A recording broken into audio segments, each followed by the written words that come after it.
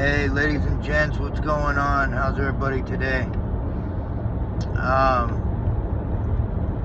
was just thinking about this, and so I figured I'd come on and get my thoughts out on here, you know. It's amazing to me that a narcissist created this entire world. They created this entire existence.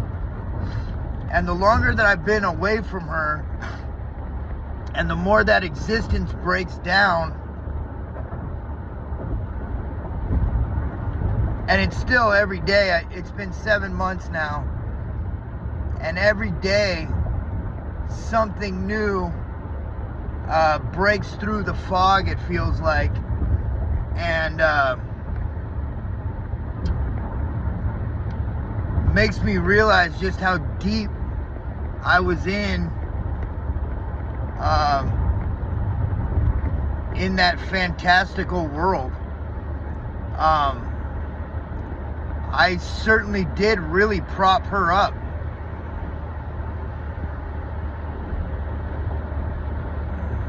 I propped her up to a point where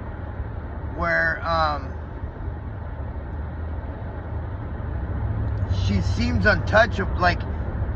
She seems untouchable. She thinks she's untouchable. Because I just got through with a visit with my daughters.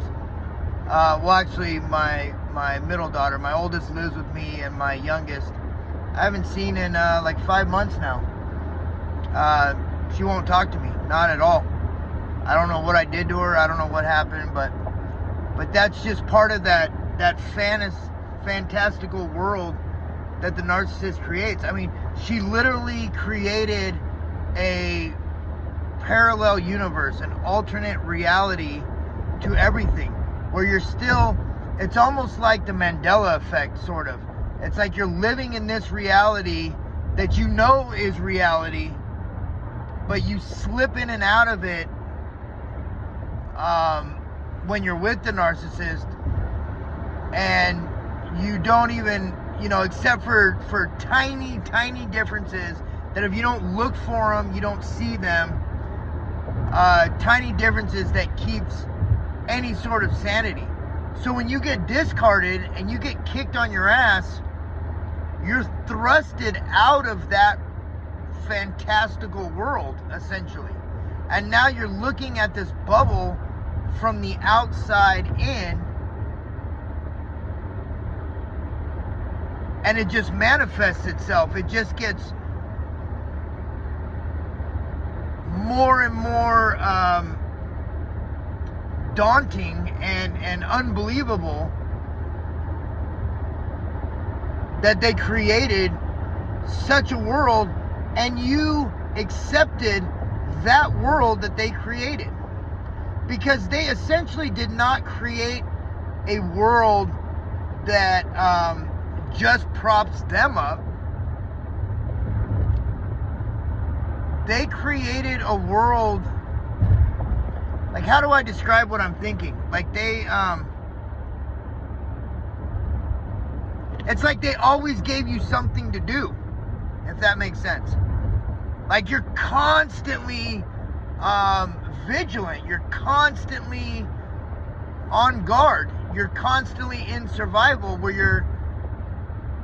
you're constantly working towards something. And when you get thrust on your ass, you're fucking basically lost, right? I mean, you have to find your own way. And however long you were with the narcissist is going to determine how hard that's going to be. To be completely honest with you, and I'm not, praising myself or patting myself on the back, although I probably should be, because I feel damn good about my progress. In 7 months, I've come very. I'm not all the way there. I'm not. Reality is, I'm not even close, right? And I have to remember that I'm a work in progress every single day. I wake up every day and I tell myself every day, thank you. I literally say it out loud, thank you, when I wake up. Because I look to my left and I look to my right and that fucking bed is empty. It's just me. And for the first 3 months, I was sad and lonely about that. But now I wake up and I go, fucking thank you. That bed is empty. I don't have to deal with her. Now, you know, that doesn't mean that I'm not lonely and I don't, you know, want companionship and all that kind of shit. But, you know, a lot of shit tells me that shit's at a price. You know what I mean? I don't think I want to, I know I'm not ready to handle that depth at this point. I'm still working on me, you know? But yeah, it just got me thinking. I was like, man, you know, you get thrust back into the world and you don't know who you are. You know, it's almost like being in prison for like 30 years or something. That's how I could imagine it would be. Obviously, I've never been in prison for 30 years, but you get out and you're like, whoa, like the world's progressed, like everything around you. And you don't even realize that the world was going on around you and you were in this little bubble. It's insane. And it'll drive you insane, right? So my best advice is just take it one day at a time. Be thankful that you're waking up by yourself or waking up next to people who truly care about you and are not thrusting you into a fantastical world. You lived in a prison for however long you were with them. You don't deserve to be in a prison. You didn't do anything wrong. You were imprisoned for caring about somebody. You were in prison because you loved somebody. You were in prison because you trusted and thought that the loyalty was reciprocal, but it wasn't.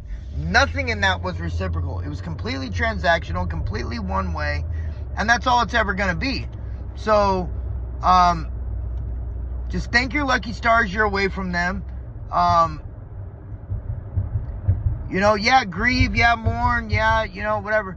But remember, I believe that like the cognitive dissonance is almost like that Mandela effect. You know what I mean? It's like you almost put yourself back in the fantastical world that they created because that's your safe. You're safe there. You know that world, right? This world is foreign. It's like being in prison, getting out. You don't know the world. You know, you don't. Now there's the internet. Now there's cell phones. You know, obviously that's drastic, but you get my point. The world goes on without you while you're in this fantastical world because you don't exist to this world. You're in a parallel universe. It's insane. Anyway, I hope you guys have a great evening, great day wherever you're at. I appreciate each and every one of you. You know, like it if you agree. Fucking throw a comment in there and say what up, whatever. It doesn't matter. Just helps push it out. You know how it goes. Subscribe. I want to get a community going. I dropped off for a little while. I'm back. I'm going to be back. It was very therapeutic for me before. I was just in a bad place. I'm not in that bad place anymore, and it's still therapeutic, so I'm going to continue to do it. So if I get 10 views, 20 views, 2,000 views, or 200,000, it doesn't really matter to me. If one person gets something out of this, then I feel good about it. So, anyway, love you guys. Sorry for the longer video. I'm trying to shorten them up. And I will see you guys later.